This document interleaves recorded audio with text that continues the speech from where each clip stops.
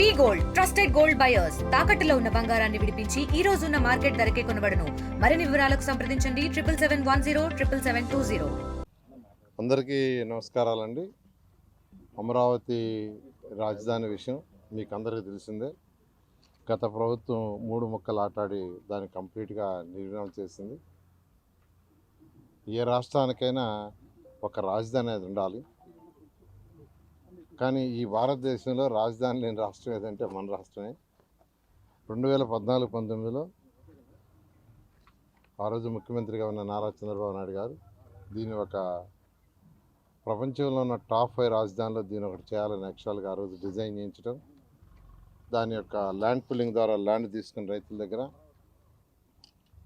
దాని టెండర్లు దాదాపు 43,000 కోట్లకు అప్పుడు టెండర్లు పిలిచాం. వర్క్ స్టార్ట్ అయినాయి. కొన్ని రోడ్లు అయితే 2 లేయర్లు 3 లేయర్లు అయిపోయినాయి. అధికారులకు కావాల్సిన బంగాళాలు కొన్ని అయితే ఆల్మోస్ట్ 90% అయిపోయింది. ఎమ్మెల్యేలు ఖాళీ. అదేవిధంగా సెక్రటరీసు, ప్రిన్సిపల్ సెక్రటరీసు, మినిస్టర్లు, జడ్జెస్ బంగాళాలు అయితే ఈ విధంగా స్ట్రక్చర్ అయిపోయింది చాలా వరకు. కానీ అవన్నీ కూడా ఆపేయటం, ఈ ప్రభుత్వం వచ్చే లోపల అవన్నీ కూడా ముళ్ళ కంపలు ఉండిపోయినాయి. అంటే ఈ బిల్డింగ్స్ చూడాలంటే ఆ రోజు వేరే పెద్ద బిల్డింగ్స్ టవర్స్ ఎక్కి చూడాల్సి వచ్చింది.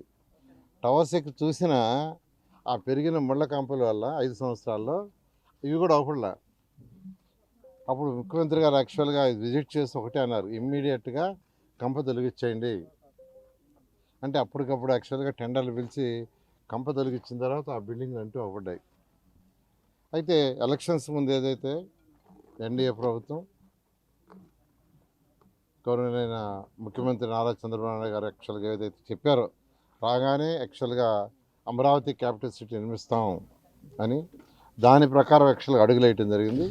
అయితే అనేక హర్డిల్స్ ఉన్నాయి, 1-2 కాదు. ఎందుకంటే 2014-19 తర్వాత ఈ యొక్క ఎంత వర్క్ జరిగిందో అంతగాని క్లోజ్ చేసేసి ఉంటే కాంట్రాక్టులతో కొద్దిగా ఈజీ అయ్యిండేది. వాళ్ళు క్లోజ్ చేయకుండా అట్టనే పెట్టారు. అది క్లోజ్ చేయాలంటే ఫస్ట్ ఐఐటి వాళ్ళని పిలిపించి మెడ్రాసు అండ్ హైదరాబాద్ని వాళ్ళ దగ్గర ఫస్ట్ స్ట్రెంత్ చెక్ చేయించాం, బిల్డింగ్ స్ట్రెంత్. వాళ్ళు బిల్డింగ్ స్ట్రెంత్కి సర్టిఫికేట్ ఇచ్చిన తర్వాత ముందుకు మొదలుపెట్టాం. మళ్ళీ ఆ యొక్క కాంట్రాక్టర్స్ ఎవరైతే ఉండారో వాళ్ళందరితో కూర్చొని అధికారులు డిస్కస్ చేసి అవి క్లోజ్ చేయాల్సి ఉండే హర్డిల్స్ అవన్నీ కూడా ఓవర్కమ్ అయ్యి దానికి ఒక కమిటీలు వేసుకొని ఆ కమిటీల్లో అవన్నీ చేయటం.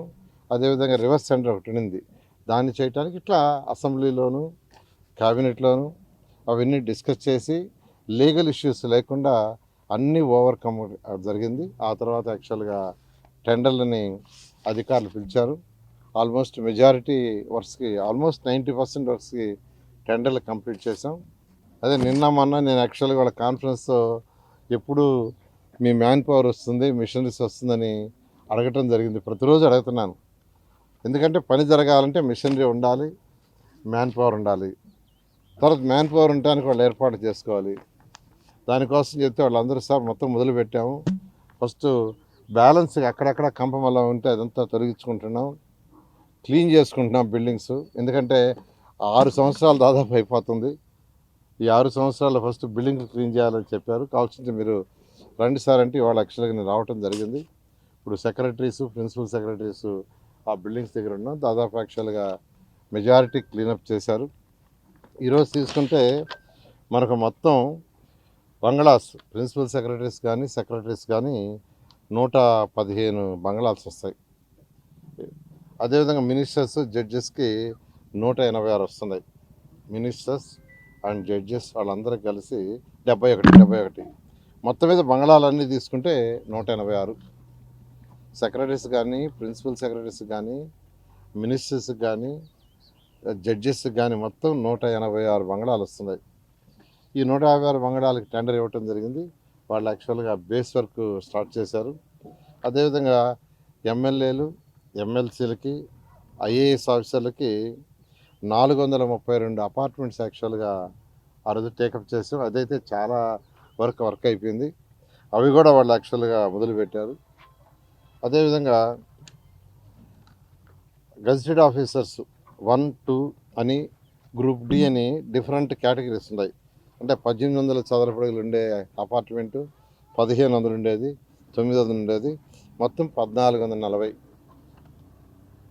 అదేవిధంగా ఎన్జిఓస్ తీసుకుంటే 1995, అది 1200 చదరపు అడుగులు.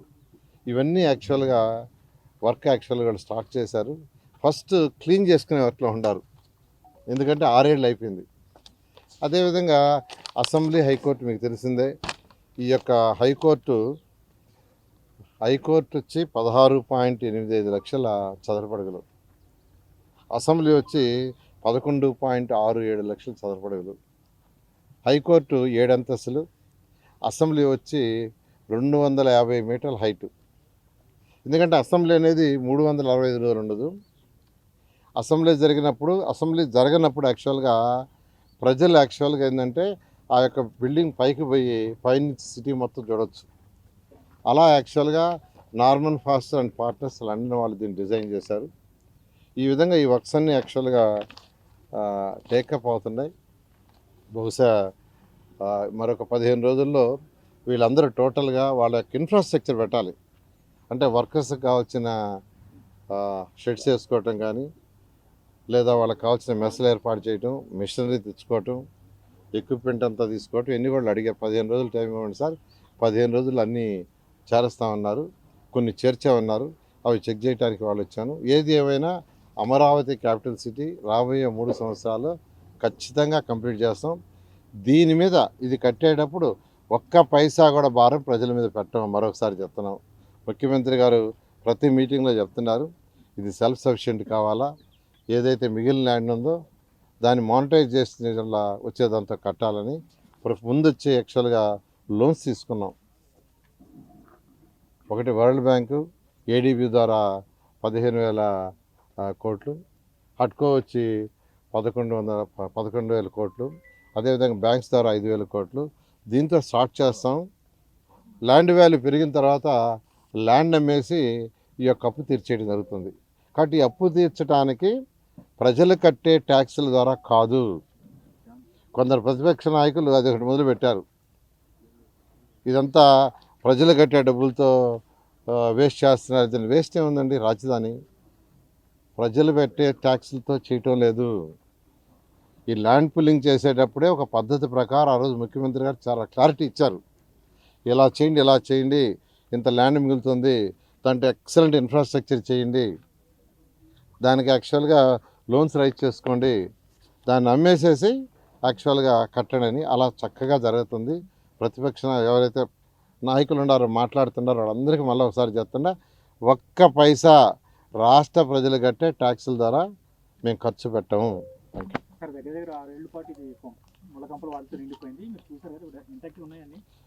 అన్నీ యాక్చువల్గా స్టడీ చేయించామండి. యాక్చువల్గాను కమిటీలు వేసాము, అధికారులు, సీఈలు వాళ్ళందరూ అన్నీ పర్ఫెక్ట్గా ఉండే, ఎటువంటి ఇబ్బంది లేదన్నారు. అందువల్ల ఎటువంటి ఇబ్బంది లేదు.